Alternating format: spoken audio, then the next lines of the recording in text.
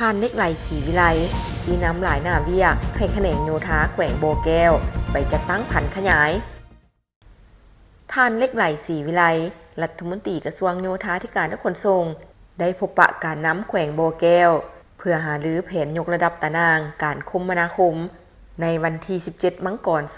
2026 โอกาสที่ได้เคลื่อนไหวติดตามสุกยูการพัฒนาพื้นฐานโครงรางอยู่แขวงโบแก้วโดยรัฐมนตรีพร้อมคณะ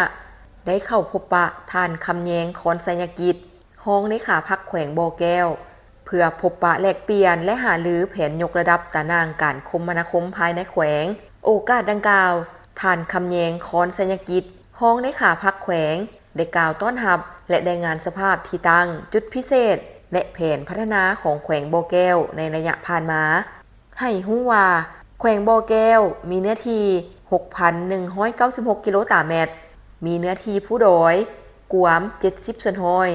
ทั่วแขวงโบแก้วมี5เมืองและ1เขตเศรษฐกิจพิเศษมี248บ้านมี 38,448 ครัวเรือนมีพลเมืองทั้งหมดอยู่ร่วมกันการจะตั้งปฏิบัติแผนพัฒนาเศรษฐกิจสังคมของแขวงใน9เดือนปี 2025เศรษฐกิจขยายตัว 5.2 ส่วนห้อยรวมยอดผลิตภัณฑ์ภายใน GDP 8,881.43 ตื้อกีบรายรับเฉลี่ยต่อหัวคน 1,863.89 ดอลลาร์สหรัฐต่อคนต่อปีในวันเดียวกันท่านรัฐมนตรีกระทรวงโยธาธิการและขนส่งก็ได้เข้าพบปะและอบรมสมาชิกพรรคพนักงานหลักแรงแผนกโยธาธิการและขนส่งแขวงโบแก้วโดยการต้อนรับและรายงานเวียกงานโดยสังเขปของท่านวงเพชรสุขวงศ์หัวหน้าแผนกโยธาธิการและขนส่งแขวงโบแก้วหลังจากนั้นบรรดาหัวหน้าห้องการโยธาธิการและขนส่งเมือง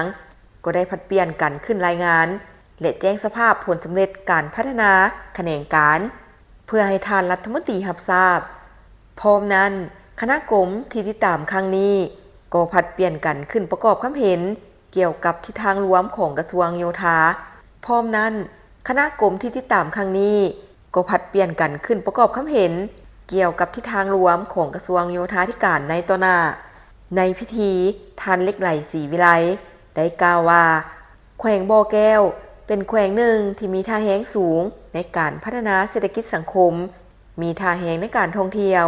เชื่อมโยงเชื่อมจอดกับภาคพื้นวัฒนธรรมเป็นจุดยุทธศาสตร์เขตการผลิตเสบียงอาหาร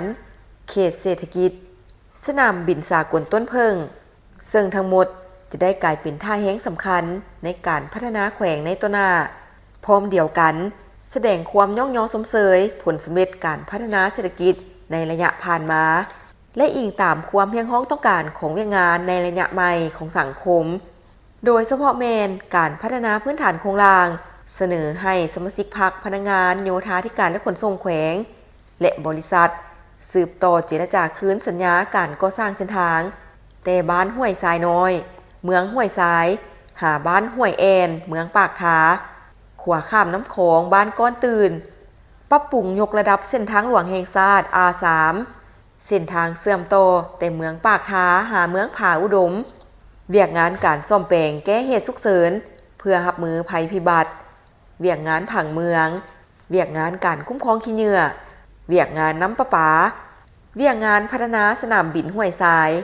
เวียกงานการคุ้มครองพาหนะการขับขี่การคุ้มครองการเดินเรือเวียกงานป้องกันตะฟังเจือน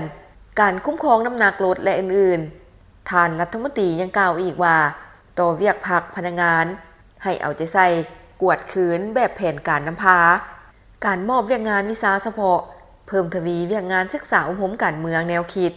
เนใส่รับประกันความสงบความสามัคคีภายในเป็นเอกภาพความเป็นแบบอย่างของการนำในแขนงโยธาธิการและขนส่งสืบต่อเวียกงานปรับปรุงก่อสร้างพรรคสร้างพนักงานถือเอาเวียกงานกวดกาอันใดดีให้สืบต่อผันขยายอันใดอ่อนไม่ให้เอาใจใส่แก้ไขปรับปรุงให้ดีขึ้นรับประกันให้เป็นหน่วยพักปลอดไซเข้มแข็งนักแน่นพร้อมทางสร้างพนักงานสืบทอดเปลี่ยนแทนให้มีความต่อเนื่อง